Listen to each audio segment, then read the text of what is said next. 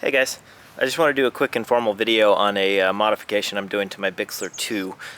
What I'm doing is putting in a slightly, actually not slightly, quite a bit larger motor in the back end here. In my review I definitely stated that this has enough power with the stock setup, and I stand by that. Mine did have enough power. It never caused me any trouble. I always was able to get out of trouble. But a lot of people are complaining about power, and I'm not sure if it's a quality issue with the motors or what, but mine worked fine. So the reason that I'm doing this is not so much for more power, it's basically to put a little bit more weight in the tail section so that I can have a larger battery in the nose. Another quick thing, there's a little plastic tube that goes in there to keep you from losing your wing screw.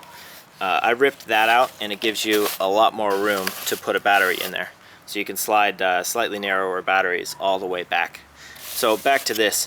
What I've got here is a 2836 NTM. It's a big motor actually for this plane. It's a really big motor. This is the 2200.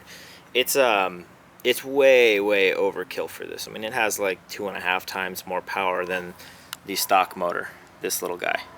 And you can see there's a massive difference. It's not only 2 millimeters larger in diameter, but it's almost twice the can length.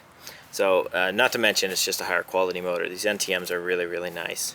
So basically what I did is cut the top off, just sheared the top off of this. Those come off pretty easily. And then you got to rip the little plastic motor mount out. Once that's out, you take the 2 screws out. The NTM actually had 2 screws that lined right up with it, so I put that in. Make sure to use Loctite on that because they will back out with vibration. And basically glued it back into place, minding this gap here.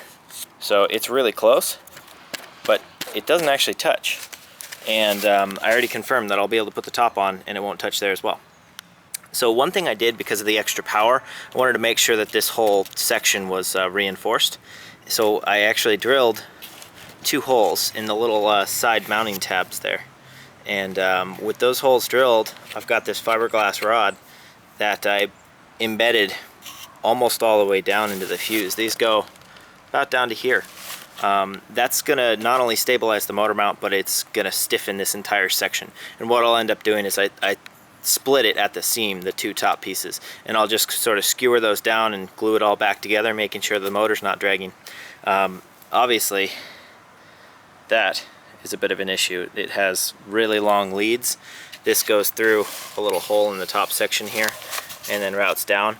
What I think I'm going to end up doing is just sort of skewering out a little square section here and running my ESC so it's kind of nice and smooth. It's not just taped to the top, but I'll run my ESC on the top there. So I'll do a quick little video once it's all done, and hopefully show you some flight footage. This is going to be absolutely ridiculously overpowered, but it's a little more than twice the weight of the stock motor, and that's primarily why I did it. Not so much for the power, but just for FPV capabilities, to be able to put a lot more weight towards the nose. So stay tuned. Thanks guys. Bye.